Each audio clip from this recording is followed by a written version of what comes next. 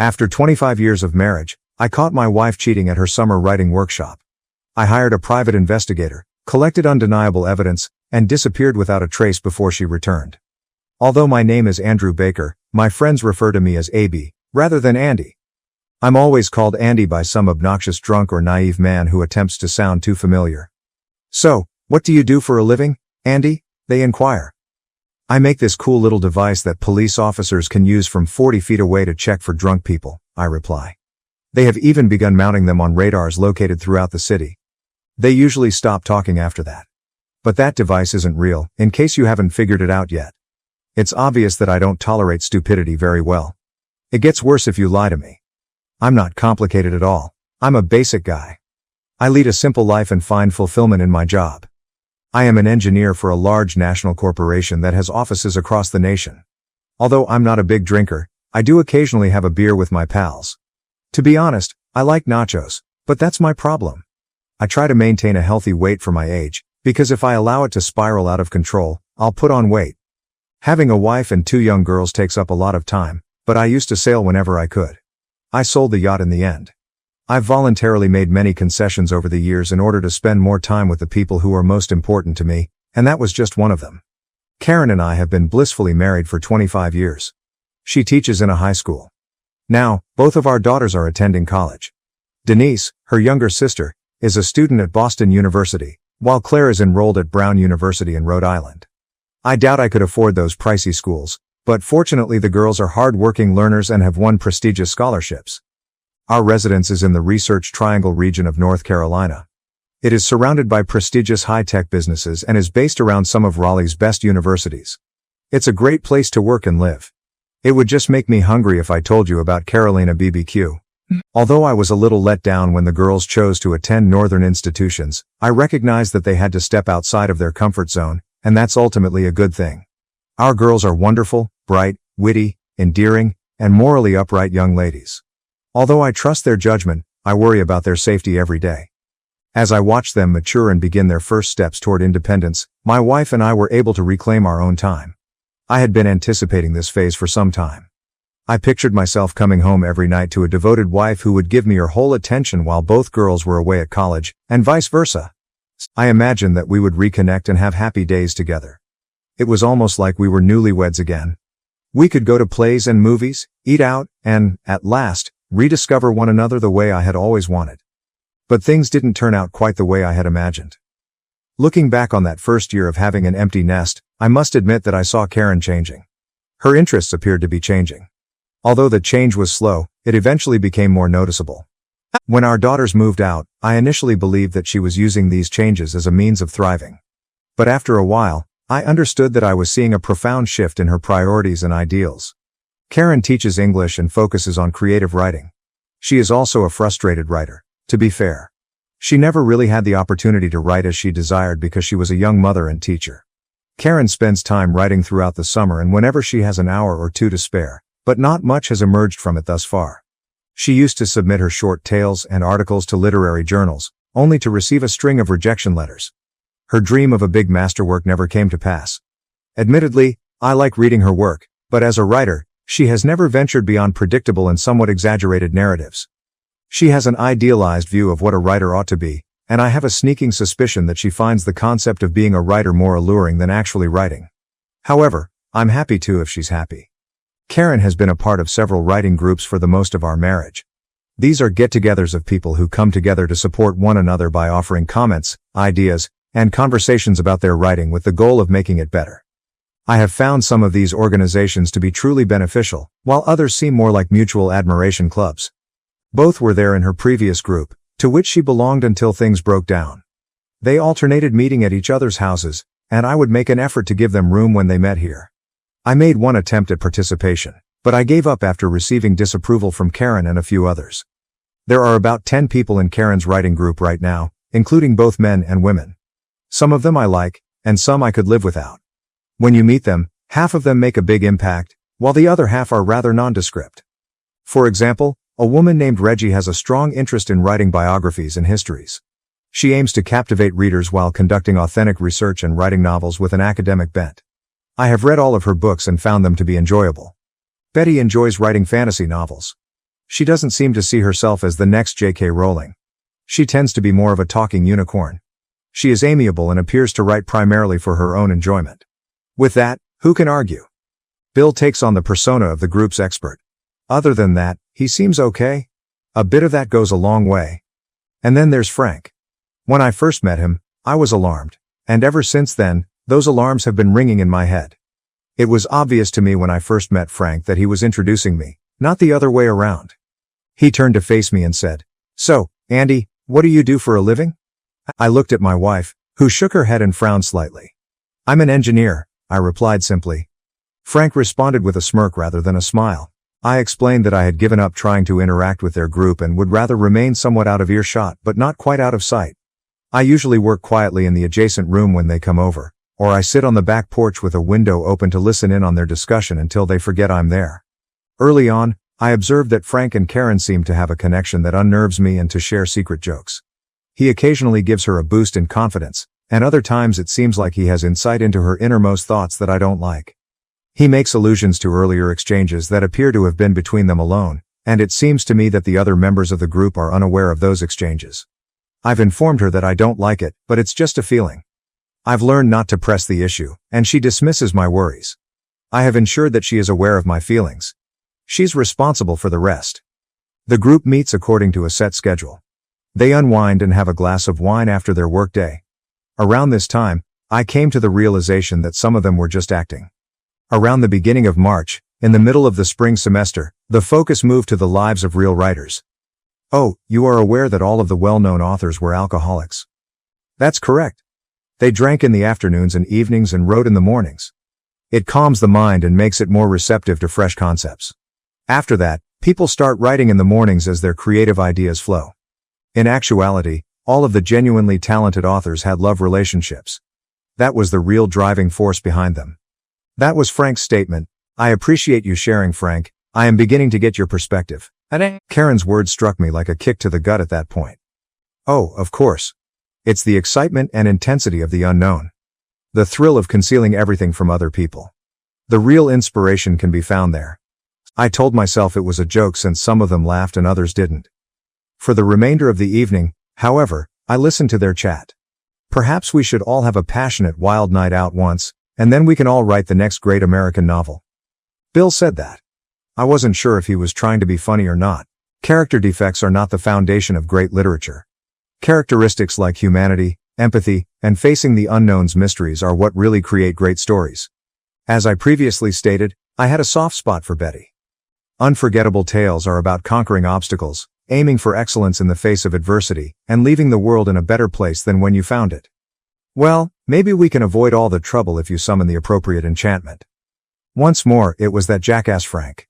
That seemed to amuse some of the group, to their shame. I doubt that Betty did, and I suspected that Reggie did not. I kept listening without revealing anything as they continued to discuss the writer's affairs and drinking habits.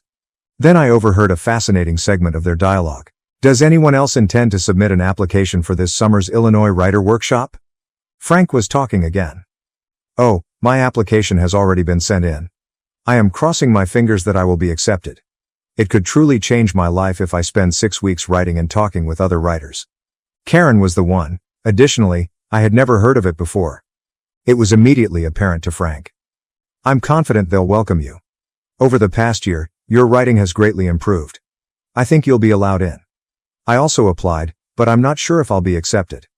I have an extremely high internal radar for nonsense. Really, Frank, when did you start acting so humble? Even though I didn't like what I was hearing, I still had a lot of love and faith for my wife at this point. Trust is essential when you've been married as long as we have. You don't ask yourself, is she lying? You don't even consider the possibility. Your spouse is your other half, and marriage is a partnership. You genuinely want her to find the success and happiness she deserves because she has demonstrated her dedication year after year. That's what you think anyway. Later, when you find out that your trust has been betrayed, everything falls apart.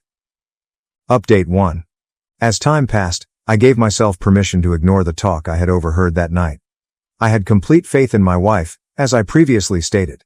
Some younger men may not understand it, but after more than 20 years of marriage, trust is no longer a choice but a way of life. I was finishing up some gardening outside in late April when I made the decision to head inside for the day. I heard my wife on the phone as I was reaching for the kitchen door, saying, "I am very excited." I had no obligations, no commitments, and no one waiting for me to return for 6 solid weeks. The last part made me tense. I just stood there and listened. It will undoubtedly be the most extravagant 6 weeks of my life. You owe it to yourself, just as I do. This didn't sit well with me. I went into the kitchen and pushed the door open. Karen looked surprised. "Well, I must go.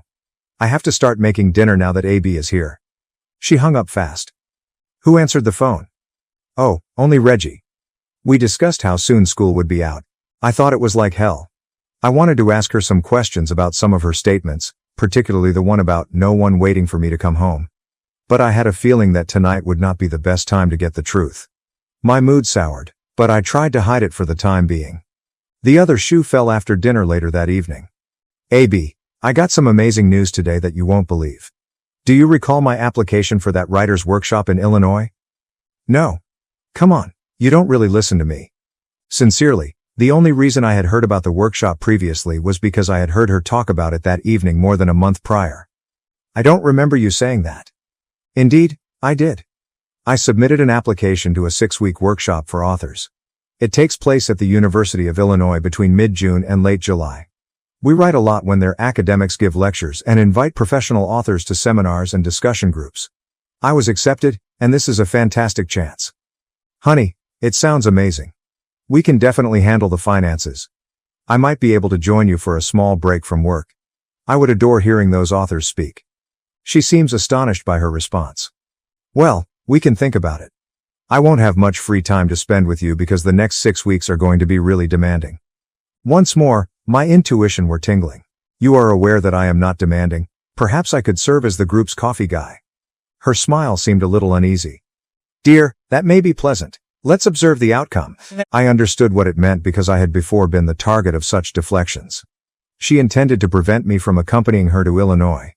I sense that you would prefer that I not accompany you? Oh no, that isn't the case. I'm just concerned that you might find it boring. You are interested in circuits and computers, but this is just authors discussing abstract concepts. Though I didn't say it aloud, I was mentally yelling, "I'm not stupid, honey," loud enough for everyone in the neighborhood to hear. Oh, that's not how I meant it. Simply put, your attention is drawn to specifics. Authors struggle with more significant life issues. Huge, big. However, I didn't share that notion. When I was being sidelined, I knew it. You'll succeed, I'm sure. Tonight she appeared to be caught up.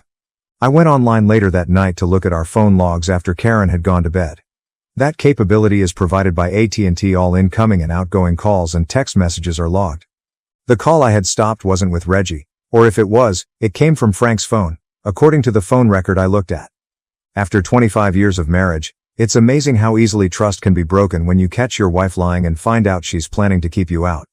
She appeared to be preoccupied with conversations regarding the course for several weeks. I made several attempts to bring up the possibility of visiting or going with her at some point, but she always rejected the idea. Then she started manipulating instead than rationalizing. AB, I have the most amazing news. In late June, I purchased 2 tickets for you and Jake to attend a fishing camp in northern Canada. Jake is welcome to join you, and you two may enjoy fishing for the large brown fish you've been talking about. Despite the high cost, I wanted to thank you for your understanding regarding the writer's workshop. I want you to go have a great time since I felt a little bad that you wouldn't be having fun. When I get back, we can talk about our experiences. I had a feeling something wasn't quite right. Thank you, sweetie. It was thoughtful of you. To be honest, I would enjoy myself more with you. AB, we've experienced this. It simply doesn't make sense. I would feel horrible for ignoring you in that way, but I will be working the entire time. I looked at her eyes and face for a moment, trying to make sense of what I saw.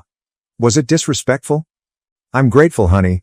Canada sounds like a lot of fun. I didn't sound enthusiastic. I was mentally laying out my possibilities. At the forefront was an unexpected visit to Illinois. Well, at least you could grin while saying it. Those were pricey tickets, and I want you to be pleased. Yeah, that sounds enjoyable. I spent the remainder of the evening tinkering in the basement.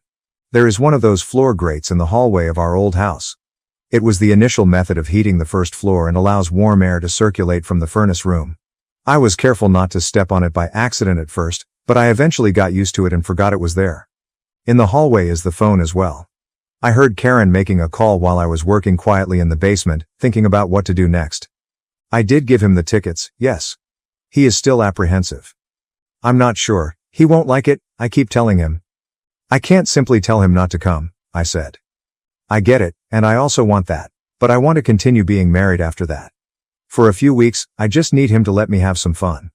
I'm worthy, I deserve it. Yes, I would also like to spend those weeks with you. All right, let's hold off. I believe he will change his mind. All right, sweetie. I also miss you. Tonight, write me something amazing. She then hung up the phone. A lump formed in my throat. I don't have no idea. When I hear cheating, I know it. Karen was either contemplating or involved in an affair. She would still have a lot of explaining to do if she did anything less. I had to become the kind of liar I've always hated, at least for the time being, but it took me 20 minutes to collect my thoughts. I had to conceal my ambitions until I came up with a strategy. In my sweetest voice, I called upstairs and said, Karen, I'm going over to see Jake and give him the good news. Oh, that's wonderful, my love. Have fun. I rushed out the basement door in an instant. I required space. Going to see Jake was only a pretext. Jake had been my best buddy since I was a young child, and as I thought about it, I realized I needed someone to confide in. You're kidding me. Jake didn't mince words. Nope, I don't believe it. AB, she would never turn on you.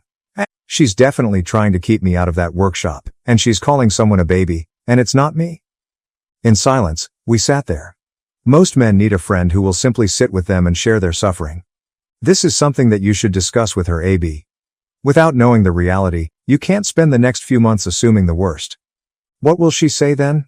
How much do you want to wager that she wasn't speaking to Reggie when I looked through the phone logs tonight? She didn't call Reggie baby, and she wasn't planning with him. I refuse to place the wager. What are you going to do? I'm going to have an open discussion when I sit down. After 25 years together, you do that. I'll tell her that I love her, that I'm offended that she doesn't want me to accompany her, and I'll ask her directly what she's doing that she doesn't want me there. Do you believe she'll be honest with you? No, even though some of it may not be what she wants to hear, I will be honest with her. She will realize how much I cherish her. She will understand that our relationship would end if she cheated on me.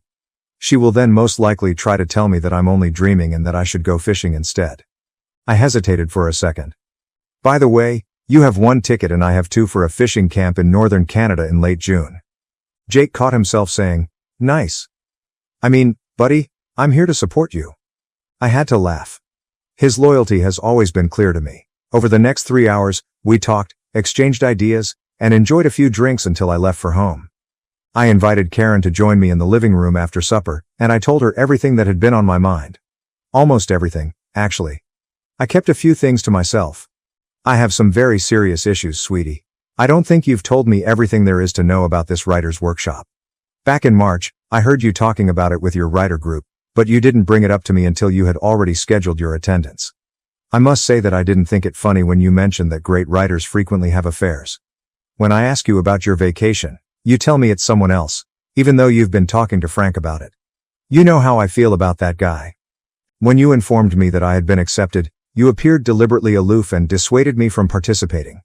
I wanted to join you on this wonderful voyage, even if I don't have to be there.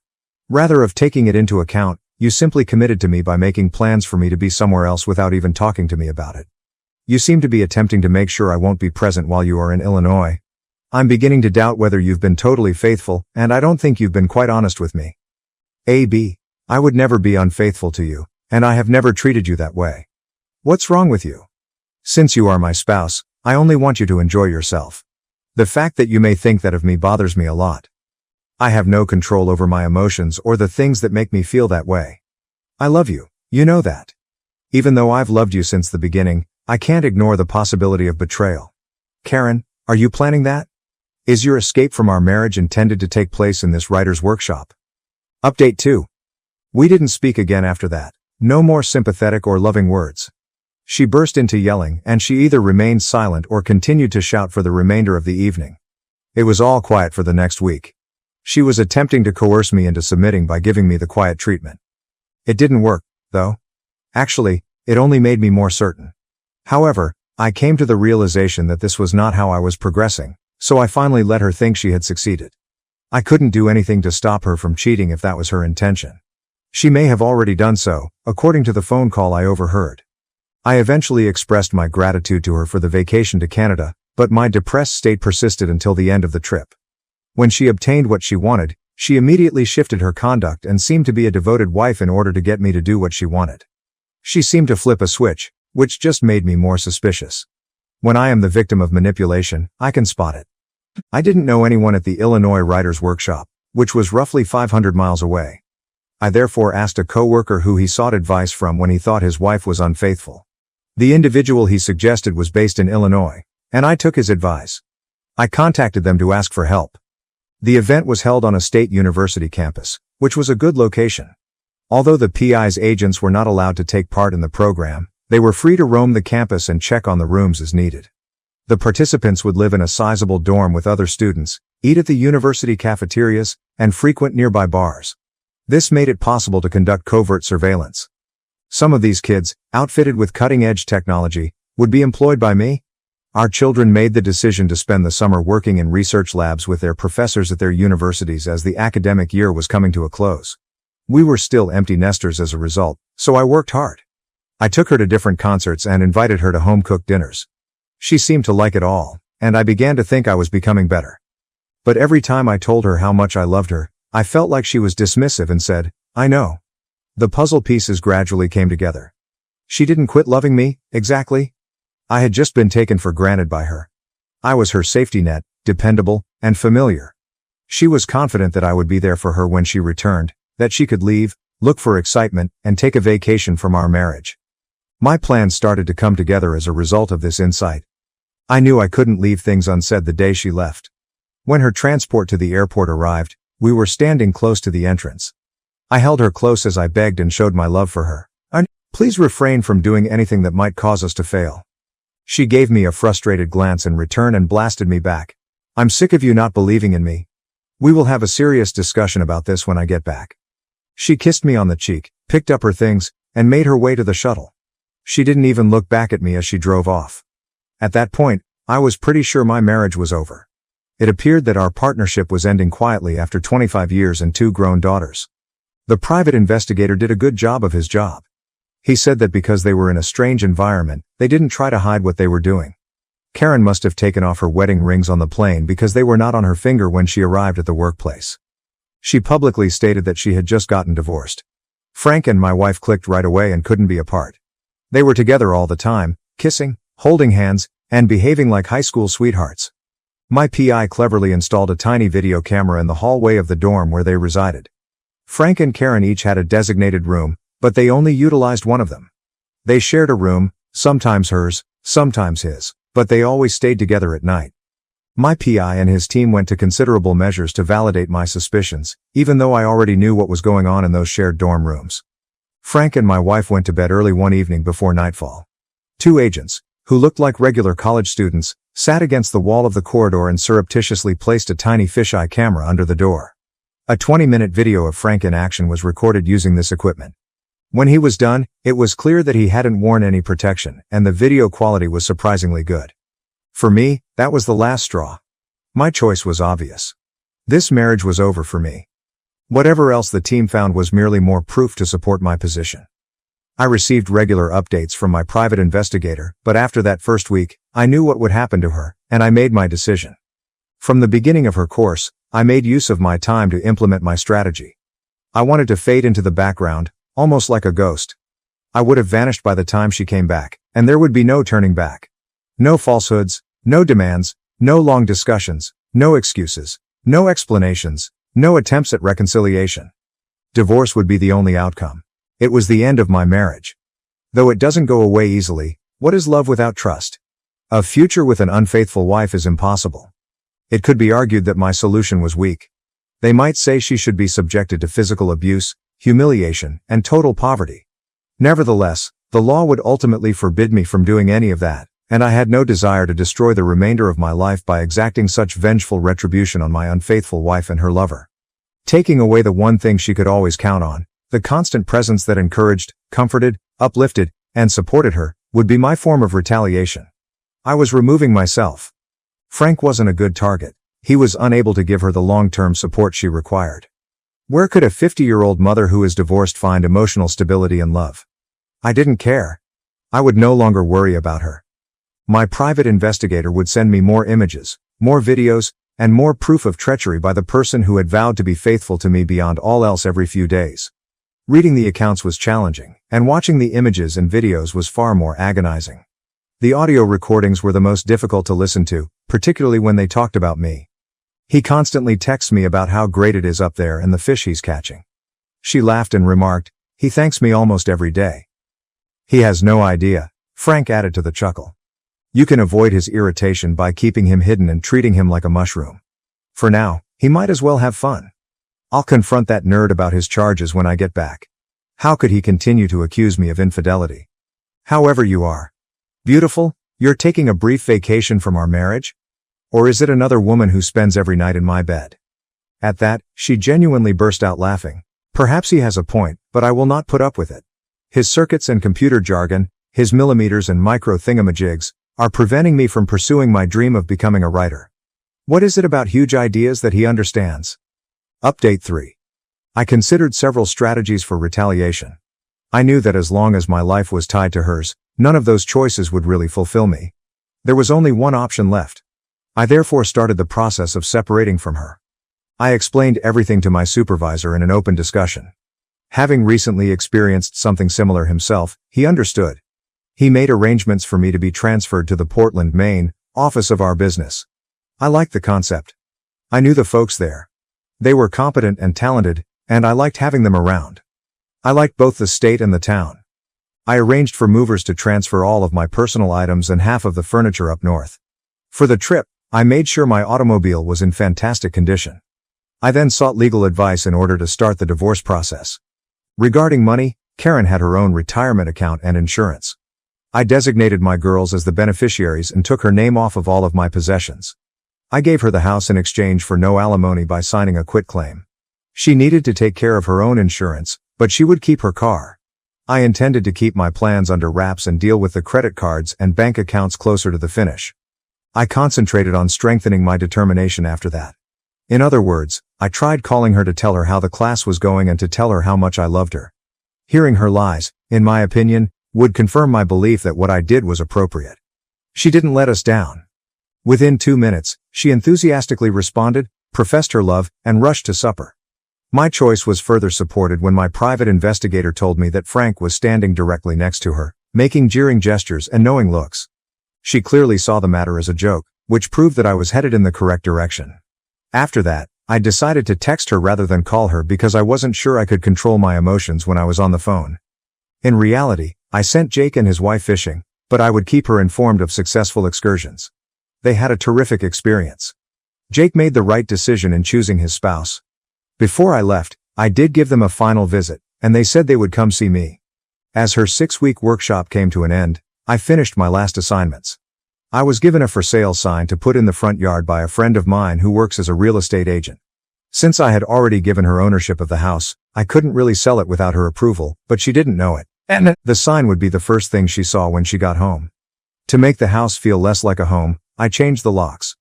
I put together a copy of the PI's report and picked out specific images from her trip, such as explicit stills from the video shot under Frank's door. To make sure she knew her behavior had been exposed, I left everything on the dining room table. The movers had already relocated the majority of my possessions and would hold them until I was ready. I simply brought my guitar, laptop, briefcase, and 2 luggage. I had to have my instrument. I couldn't trust anyone else with something so valuable. I loved my guitar, but Frank might be involved with my wife. Since I knew she wouldn't be coming back until later that evening, my original plan was to leave the following morning. In this manner, by the time she came, I would be long gone. The previous evening, though, I changed my mind. While she could only wait and worry till she got back, I wanted her to feel the pain immediately. I emailed her 3 carefully selected pictures of her and Frank with the following text. Get a divorce. I'm divorcing you. I'm divorcing you. She was obviously not wearing her engagement and wedding rings in the picture I chose, which showed them almost intimate on the dance floor. The second picture showed them holding hands as they entered his dorm room. The third was a screen grab of her face taken from the footage of her dorm room. I expected her to view these pictures and hoped it would ruin her last romantic evening with Frank while they frantically looked for cameras that had already been taken out. Then I switched my phone off. It was a mixture of pain, uncertainty, and newly discovered freedom to leave the home that had served as our family's home for so many years. It was simultaneously the most difficult, uncertain, and freeing time of my life. My wife was essentially no longer in my life. Even though I wasn't the reason, it felt like she had passed away, even though I didn't know when or why. I didn't recognize the woman who looked like my wife, and I didn't want to get back in touch with her. I was starting over and faced with an uncertain future. There was a strange sense of release among the profound sense of loss. If only momentarily, the burden of dishonesty, treachery, and denigration was removed from my shoulders. The only price was that I could no longer access half of my life. I drove for approximately 100 miles along the peaceful route, lost in thought, till I located a hotel for the night, despite the fact that it was late. A chain hotel wasn't what I was searching for. I was looking for a real neighborhood breakfast spot. I was looking for something real. I eventually located it and enjoyed what might have been my final dish of grits for a long time. My perspective changed as I relished those grits, and I started to reevaluate my trip to Maine. I had a long drive ahead of me, and this was the beginning of my new beginning. I had a 2-week window before employment started, so I could rush to Maine and avoid my troubles. Why rush? I needed time to clear my mind, accept her betrayal, and move on from the past. I decided to go slowly, enjoying the countryside as I drove north and interacting with each state and its citizens along the way. I would be moving from my old life to my new one this week. In order to purge myself of the filth and errors of my past and prepare for a new beginning, I planned to indulge my senses, particularly my taste buds. We spent the remainder of the day exploring Williamsburg amid the summer throng. I investigated the abilities of talented craftspeople and artisans. I found a place to stay even though I didn't have a reservation. I didn't think about my failing marriage again until after a light dinner and before I went to bed. She was probably on her way home at the time. I pondered her reaction when she saw the for sale sign in the front yard and discovered that her keys were no longer working to open the door. The following day, I traveled north and toward Annapolis, the capital of Maryland, using the back roads. Along Virginia's ancestral rivers, such as the York, Rappahannock, and Potomac, which empty into the Chesapeake Bay, I traveled past old plantations and tiny villages. There was only one road ahead, the one that would take me to the future. As it led me away from treachery and toward a new chapter in my life, I would continue along that winding route. Update 4. I finally turned on my cell phone as I was sitting in my hotel room in the heart of Annapolis. It was chock full of missed calls, emails, and texts, as one might imagine. A few arrived from friends, but the most were from Karen. I listened to and read them all. Despite the difficulty, it was an essential step. At first, Karen was trying to persuade me that things weren't what they seemed. Yes, exactly. Before she came home and received the remaining pictures and the PI's report, she sent those texts from Illinois. My buddies, meantime, were telling me that Karen was contacting everyone in an attempt to find me. She had no idea that she was searching in the wrong locations. I purposefully kept the others in the dark, but Jake and his wife knew. I would inform them after I had calmed down. I already knew that I couldn't stay a ghost indefinitely. My daughters made the 2 calls that worried me. Karen had gotten in touch with them to ask where I was. I wanted to discuss my choice to leave their mother with them directly, therefore I had purposefully kept it a secret. I talked to my girls and calmly explained the situation to them because I couldn't let them worry. They were upset because they didn't think their mother could have done it. In order for them to read the PI's report, I provided them the same photos that I had sent Karen the night I went home. They then promised not to tell their mother what I had done. Another call had been missed. Karen was legally served with divorce papers, according to my lawyer. She understood now that I meant business. He said that all of the images, recordings, and videos from Frank's 6-week program had been sent to his wife. For Frank, that was a dose of karma. I drove across northern Maryland on the 3rd day of my trip, and I was ecstatic when I arrived in New Jersey. Not quite, that is.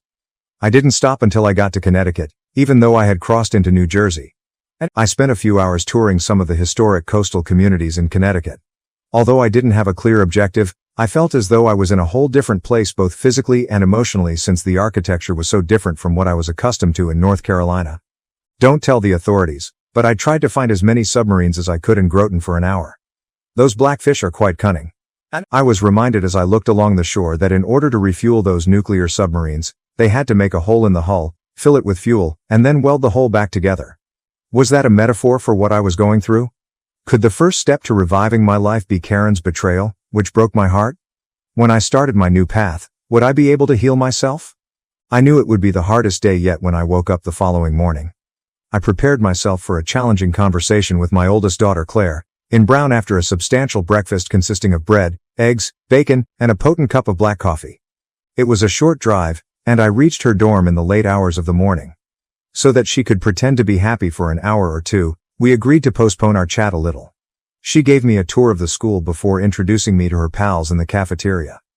I had thought that she would be surrounded by young men and women like them. They appeared to support one another and were amiable and considerate. I pulled Claire's roommate aside as we were leaving and told her that Claire was going to have a difficult day. I requested that she take care of my daughter. "Of course, Mr. Baker," she said. "Last night, she shared with us.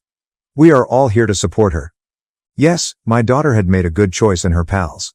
Claire and I had a lengthy talk in her dorm room for hours. I played audio recordings and showed her pictures that I never thought I would show one of my kids. She wavered between fury and grief. "It's unbelievable that Mom would do that. Was she the one who brought us up? What has she become, a repulsive individual?" Although I sympathized with her sentiment, I had to step in at that moment. "Claire, she is still your mother despite her past actions. And keep in mind that I, not you, have been betrayed. I apologize to Dad, but she destroyed my only family. This is definitely having an impact on me." I couldn't argue with it. We kept talking throughout the afternoon, and I told her about my plans. We had dinner at the greatest restaurant in town, or at least the nicest one that fit my budget, after I urged her to bring her friends together. Everyone appeared to appreciate the change from the typical dining hall fare. I believe it helped them have a fresh perspective on their current circumstances when I told them about my own college eating experiences. After spending the night at a nearby hotel, I had breakfast with Claire the following morning, gave her a tearful embrace, and then traveled north to Boston to do it all over again. Given that Denise's response was far more collected than her older sister's, Claire must have told her. Less surprise, but still disappointment and fury. I showed her the evidence when she asked to see it. I gave her the global sign for "No, I'm not here." I shook my head, made frantic gestures, and imitated a throat-cutting motion when her mother happened to call during our conversation. She got it. In the family, Denise was always the more sensible one. Then she did something I never thought I'd see. "I said," she said. "Did Dad not call last night? Is it accurate to say that you have turned into a woman who lies about cheating on her husband and has other partners?" I was surprised. Although I wanted to chastise her for talking to her mother in such a manner, I was unable to ignore the veracity of her statements. "Mom, you heard me. While Dad was by himself at home, you were with someone else for 6 weeks. Mom, was it worth it? Was the loss of your marriage worth it?" Whoa. Words come naturally to my daughter. Remind yourself not to irritate her. Not much more could be said. According to Denise, her mother was crying a lot and trying to make excuses, but my daughter wasn't buying it. Later, I brought Denise and her pals to the Elephant Walk, a Thai eatery near campus. Dinner was a lovely event, and Denise, like her sister, had picked her company carefully. As we returned to college, one of her pals remarked, "Mr. Denise informed us about your situation, Baker. We were there for her last night, even though she was terribly angry. We would be happy to treat you to the lunch if you could come back sometime." That made everyone in the group laugh. "Well, maybe we can find a better place than that," the speaker said. We laughed all the way back to her dorm as a result of this. On the 7th day of my trip, I went northward after finding a location to spend the night and having breakfast with my daughter. After leaving Boston, I was only 2 hours south of Portland. My girls had taken precedence over my soon-to-be ex-wife. I was so proud of them as they developed into strong, morally upright young ladies. I now understood that they would handle the impending divorce more skillfully than I had expected. This day's task was to leave these two incredible jewels behind without knowing when I would see them again. My concerns proved to be unwarranted. When I got to Portsmouth, New Hampshire, I turned west and headed toward the Presidential Range and the White Mountains because I wasn't ready to face the realities of beginning a new life just yet. I rode the cog railway to the top of Mount Washington after entering the White Mountains. I finally felt a rebirth within myself as I stood there, looking out over the horizon to the lesser peaks of the White Mountains and scanning the verdant pine forest below, feeling the chilly Arctic winds that didn't seem appropriate in the early August days. I was standing tall at last, yet I was alone. I was prepared to welcome the new chapter and all of its possibilities after undergoing a metamorphosis and letting go of the difficulties and regrets of my previous life. On higher ground, I was ready to set out on a new adventure. There was everything I wanted. I was in maple syrup country now, and it would remain for years to come. The following morning, I ordered a dish of pancakes with real maple syrup on top. I got back in my car and drove to Portland, feeling refreshed and enthusiastic. I chose to contact my new supervisor to inform them that I had arrived because I had arrived in the middle of the afternoon. About half of the office personnel already knew me, and I was welcomed with open arms. It was comforting. For the first time in a week, I saw faces that were simple and happy. Henry, my new boss, called a meeting to introduce everyone. Before I took a brief tour of the office, everyone decided where we would all eat dinner. We ended up cooking steaks and eating all the accoutrements at Henry's place, which surprised me as I thought it would be a restaurant downtown. There was no rush for lobster in Maine, even though I know I should have enjoyed it. In addition to enjoying some incredibly delicious steaks and genuinely excellent local beer, this was mainly about reintegrating into society. They wanted to know my tale. Why would a Southern man uproot his life and relocate to Maine at this point? So I told my story. I gave them enough information to understand, but I left out the gruesome specifics. I ended by making a brief request. I may become a little irritable during the coming weeks. I don't usually act like this, but I have a lot to think about. I'm hoping you'll call me out and urge me to calm down if I act out. Every now and then, I could use a little mild pushback. Surprisingly, every male put an arm around my shoulder, and every woman there offered me a hug and a kiss on the cheek. AB, we're here to support you. All they had to say was that. As I got comfortable in my hotel room later that evening, I turned on my cell phone once more. My 2 daughters had texted encouragement. I had received 8 or 10 more texts from the young men and women who enjoyed the dinner and wanted me to know they would be there for my girls, so I assumed they had given their friends my number. Those children are amazing. Many friends were contacting me, so I decided to get in touch with every one of them and let them know what was going on so they wouldn't have to worry any longer. I kept my whereabouts a secret. That would be revealed later. I just explained my departure to them. I sent them the same 3 pictures I'd sent Karen, and even though they weren't convinced at first, I told them I had more damning evidence if they needed it. I considered it, but to be honest, I couldn't think of a single justification for protecting her from her own decisions. I tried, but it didn't work. Let the truth be revealed when it's time. Each of them sent me supportive and loving texts, and I promised to keep in touch. The fact that my dreams of turning into a ghost were really wishful thinking was becoming more and more obvious. Too many people showed concern for me, which is undoubtedly a good thing. I listened to the missed calls and read through the rest of Karen's text messages. She eventually came clean and made a confession, but it was interspersed with odd outbursts of rage. In one way or another, she was able to hold me responsible for her behavior and the events that transpired. Well, that is plain absurd. I texted her to let her know I would give her a call at noon the next day. Eventually, it had to happen. To put it mildly, the discussion was not at all fulfilling. She alternated between denial, guilt, and blame. She apologized. Frank had a lot of power over her. She was being choked by me. I worked too much, thus it was my fault. She even had the gall to say that they were just playing about and nothing important transpired between them. When she attempted to persuade me that she was merely looking for her creative inspiration, I nearly started laughing. As if her own acts hadn't done that without my help, she even went so far as to accuse me of inciting our girls against her. I explained it to her in a simple way when she finally stopped talking. You're dealing with the fallout now because you plotted to betray me with Frank, fought my attempts to mend our relationship, and actually carried out the betrayal. The whys don't matter to me anymore. She was still crying and making her point when I hung up. I had had enough of her. There was no going back. I was too familiar. In an older building, I found a basic but cozy 2-bedroom apartment that was close to the workplace. At first, I saw it as a temporary solution because I believed I could benefit from the exercise from walking, but my viewpoint soon changed. It sounded like a nice idea to live simply in town, avoid the additional duties that come with house ownership, and have a tiny beach cottage for the weekends. Why stop at a cottage, I wondered? I could get a boat, keep it anchored in the harbor, and use it as a getaway to the sea. It was early October by the time I resolved everything.